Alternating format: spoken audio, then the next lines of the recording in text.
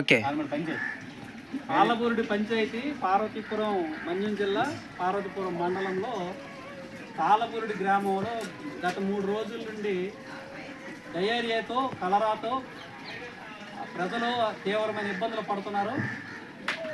ఇది ముమ్మాటికి కూడా పంచాయతీ అధికారులు జిల్లాధికారులు నిర్లక్ష్యం వల్ల ముమ్మాటికి జరుగుతున్నదని, దీన్ని వెంటనే సరిచేయాలని భారత communist party CPI Parvathipuram Manyam జిల్లా తరఫున కోరుతున్నాము. ఈరోజు సిపిఐ పార్టీ బృందం గ్రామంలో పర్యటించింది.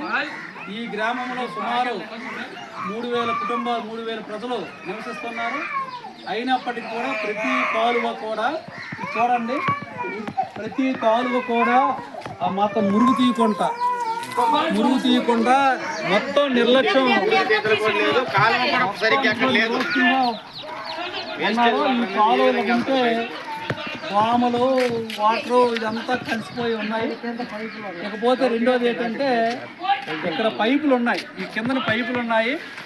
వాటర్ను ఈ మురుగునీరు కలిసిపోవడంతో వాటర్ తీవ్రంగా కలుషితమయ్యి ప్రజల్లో తాగే వాటర్లో కలుషితమవడం వల్ల వీళ్ళందరికీ విషజ్వరాలు, కలరాలు, డయేరియా, విరేచనాలు, కలరాలు వ్యాధులు తీవ్రంగా ప్రబలుతున్నాయి.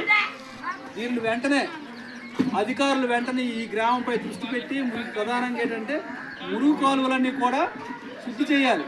ఇవన్నీ మట్టి కూరుకుపోయింది, ఈ మట్టిని పూర్తిగా తీయించి, అలాగే ఎక్కడైతే లీకులు ఉన్నాయో గొట్టాలకి, మంచినీరు వచ్చే గొట్టాలకి ఎక్కడైతే లీకులు ఉన్నాయో ఆ లీకులు కూడా సరిచేయాలి. లేని పక్షంలో పెంటలో ఉన్న చెత్త అంతా కూడా కొలాయిల ద్వారా రావడం ద్వారా ప్రతి ఇంట్లో కూడా ఒక తప్పేలో ఒక బకెట్ తోట ఆ వాటర్ ఉంటుంది.